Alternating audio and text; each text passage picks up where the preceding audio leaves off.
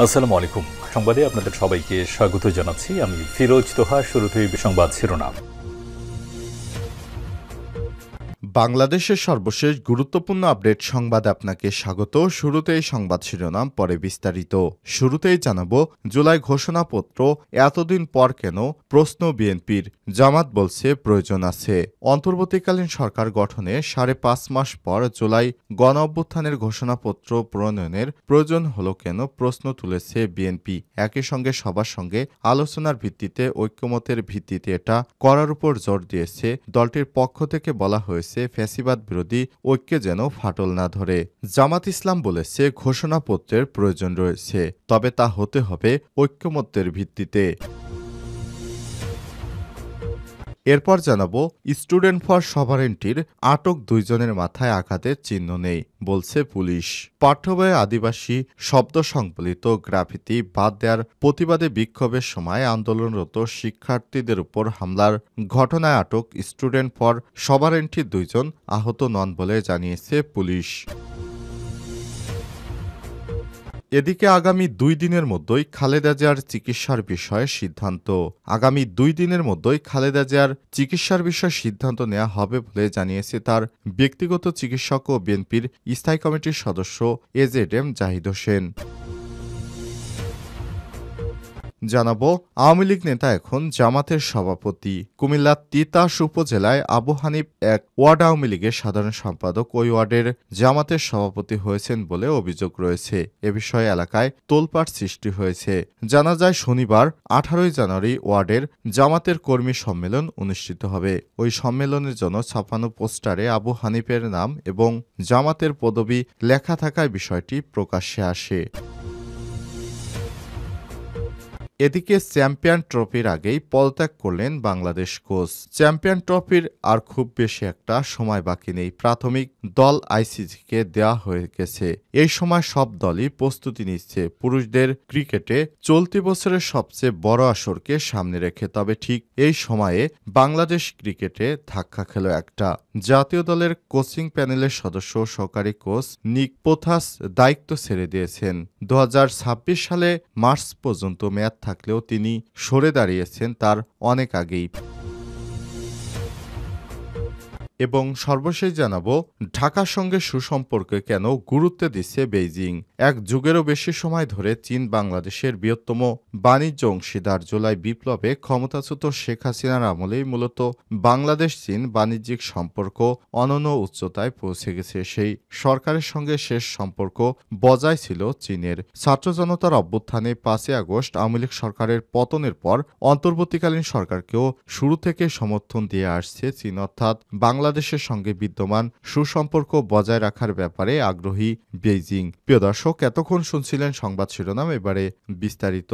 তবে তার আগে বন্ধুরা, অনুরোধ থাকবে সংবাদটিতে একটি লাইক দিন। এই চ্যানেল আপনি নতুন হয়ে থাকলে আমাদের সংবাদটি দেখতে দেখতে চ্যানেলটি সাবস্ক্রাইব করে রাখুন। কমেন্ট করে আপনার মূল্যবান মতামত জানিয়ে দিন আপনি বিশ্বের কোন দেশ থেকে বা বাংলাদেশের কোন স্থান থেকে আমাদের সংবাদটি দেখছেন এবং শুনছেন। এবারে বিস্তারিত। ঘোষণাপত্র এতদিন পর কেন, প্রশ্ন বিএনপির। প্রয়োজন দেখছে জামাত। দলগুলোর মধ্যে দূরত্ব হয়নি, প্রক্রিয়া নিয়ে বিভিন্ন মত এসেছে বললেন ড আসিফ নজরুল। ঘোষণাপত্র ঘিরে যাতে ফ্যাসিবাদ বিরোধী ঐক্যে ফাটল সৃষ্টি না হয়, বললেন সালাউদ্দিন আহমেদ। আর ঘোষণাপত্র প্রয়োজন সে বিষয়ে সবাই একমত, বললেন জামাতের মিয়া গোলাম পরোয়ার। অন্তর্বর্তীকালীন সরকার গঠনে 5.5 মাস পর জুলাই গণ অভ্যুত্থানের ঘোষণাপত্র প্রণয়নের প্রয়োজন হলো কেন, এই প্রশ্ন তুলেছে বিএনপি। একই সঙ্গে সবার সঙ্গে আলোচনার ভিত্তিতে, ঐক্যমতের ভিত্তিতে এটা করার উপর জোর দিয়েছে। দলটির পক্ষ থেকে বলা হয়েছে, ফ্যাসিবাদ বিরোধী ঐক্যে যেন ফাটল না ধরে সেদিকে সরকার খেয়াল রাখতে হবে। জামাত বলছে, ঘোষণাপত্রের প্রয়োজন রয়েছে, তবে তা হতে হবে ঐক্যমতের ভিত্তিতে। অন্য দলগুলোর পক্ষ থেকে ঐক্যমতের ভিত্তিতে ঘোষণাপত্র তৈরির কথা বলা হয়েছে। জুলাই গণ অভ্যুত্থানে ঘোষণাপত্র চূড়ান্ত করার করার লক্ষ্যে প্রধান উপদেষ্টা প্রফেসর ডক্টর মোহাম্মদ ইউনূসের আমন্ত্রণে সাড়া দিয়ে গতকাল বৃহস্পতিবার অনুষ্ঠিত সর্বদলীয় বৈঠকে অংশ নিতে তারা এমন মতামত দেন। রাজধানীর ফরেন সার্ভিস একাডেমিতে আয়োজিত এই বৈঠকে বিএনপি এবং জামাতসহ বিভিন্ন রাজনৈতিক দলের প্রতিনিধি, শিক্ষার্থী প্রতিনিধি এবং অংশীজনরা অংশ নেন। বৈঠকের শুরুতে স্বাগত বক্তব্য রাখেন প্রধান উপদেষ্টা। সবার মতামত প্রদান শেষে তিনি সমাপনী বক্তব্যও দেন। বৈঠকে আইন উপদেষ্টা ডক্টর আসিফ নজরুল গৃহায়ন ও গণপূর্ত উপদেষ্টা আদিলুর রহমান খানও উপস্থিত ছিলেন। তবে আমন্ত্রণ পেলেও বৈঠকে যায়নি সিপিবি। আর আমন্ত্রণ না পাওয়া সংবাদ সম্মেলনে ডেকে ক্ষোভ প্রকাশ করেছে বিএনপির মিত্র জোট ১২ দলীয় জোট। স্টুডেন্ট ফর সভারেন্টির আটক ২ জনের মাথায় আঘাতের চিহ্ন নেই বলছে পুলিশ। পাঠ্যবয়ে আদিবাসী শব্দ সংবলিত গ্রাফিতি বাদ দেওয়ার প্রতিবাদে বিক্ষোভের সময় আন্দোলনরত শিক্ষার্থীদের উপর হামলার ঘটনায় আটক স্টুডেন্ট ফর সভারেন্টির ২ জন আহত নয় বলে জানিয়েছে পুলিশ। মতিঝিল থানার ওসি মেজবা উদ্দিন গণমাধ্যমকে সব তথ্য জানায়। আটক ২ জন হলেন আরিফাল খবির এবং মোহাম্মদ আব্বাস। ওসি জানান, গত রাতে বুধবার আমরা ২ জনকে আটক করেছি, কিন্তু তাদের মাথায় কোনো আঘাত বা ব্যান্ডেজ পায়নি। এই ঘটনার জন্য মামলা দায়েরের প্রস্তুতি চলছে। রাজধানীর মতিঝিল এলাকায় জাতীয় পাঠ্যক্রম ও টেক্সট বুক এনসিটিভি ভবনের সামনে সংগুপ্ত আদিবাসী ছাত্র জনতার ব্যানারে ছাত্র জনতার উপর হামলার ঘটনা ঘটে। এই ঘটনায় স্টুডেন্ট ফর সভারেন্টির ২ জনকে আটক করে পুলিশ। এদিন বিভিন্ন গণমাধ্যমের প্রতিবেদনে ছবি ও ফুটেজে তাদের মাথায় ব্যান্ডেজ দেখা গিয়েছিল। এ সময় তারা হামলায় আহত বলে দাবি করেছে। অন্যদিকে বুধবার হামলায় জাতীয় নাগরিক কমিটির ধানমন্ডি থানা প্রতিনিধি সাদাত ফরাজি সাকিবের সংশ্লিষ্টতার অভিযোগ এনেছে বৈষম্যবিরোধী ছাত্র আন্দোলন। বৃহস্পতিবার এক বিজ্ঞপ্তিতে তারা দাবি করেছে, এই হামলায় জাতীয় নাগরিক কমিটি ধানমন্ডি থানা প্রতিনিধি সাদাত ফরাজি সাকিবের সংশ্লিষ্টতার অভিযোগ পাওয়া যাচ্ছে। ভিডিও ফুটেজ এবং অভিযুক্ত ব্যক্তির সোশ্যাল মিডিয়া কার্যক্রমে সেটি স্পষ্ট হয়েছে। আগামী ২ দিনের মধ্যেই খালেদা জিয়ার চিকিৎসার বিষয়ে সিদ্ধান্ত।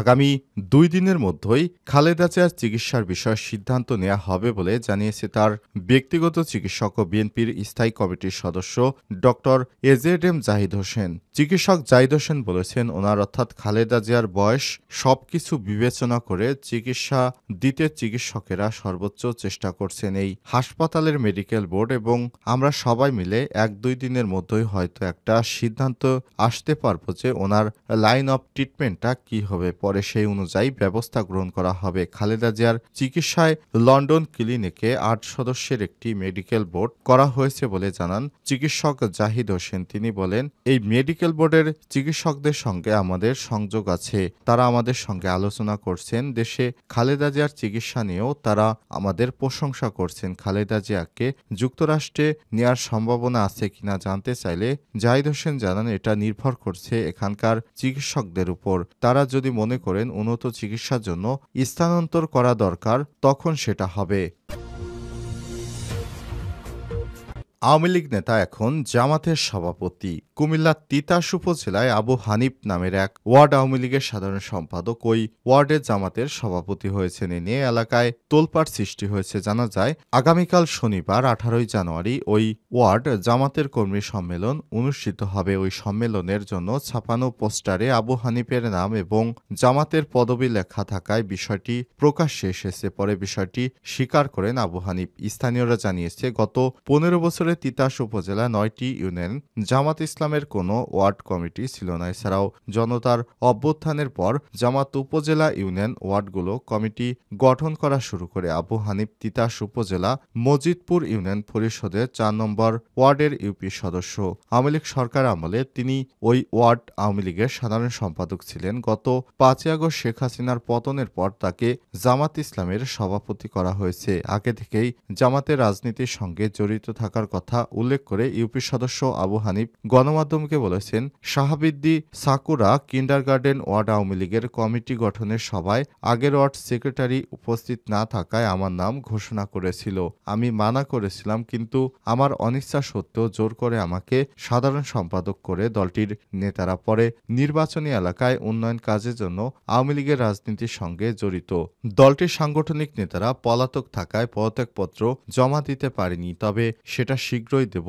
এখন আমি বাংলাদেশ জামাত ইসলাম ওয়ার্ড সভাপতি নির্বাচিত হয়েছি। তিতাস উপজেলা জামাতের আমির ইঞ্জিনিয়ার শামীম সরকার বিজ্ঞ বলেন, যৌক্তিক কারণে আবু হানিফকে জামাতের ওয়ার্ড সভাপতি করা হয়েছে। কুমিল্লা উত্তর জেলা জামাতের আমির অধ্যাপক আব্দুল মতিন বলেছেন, আবু হানিফ মেম্বার হওয়ার 10 বছর আগে জামাতের রাজনীতির সঙ্গে জড়িত। ইউপি সদস্য হওয়ার পর জোর করে তাকে ওয়ার্ড আওয়ামী লীগের সাধারণ সম্পাদক বানানো হয়েছে। মূলত তিনি আমাদের সক্রিয় কর্মী ছিলেন।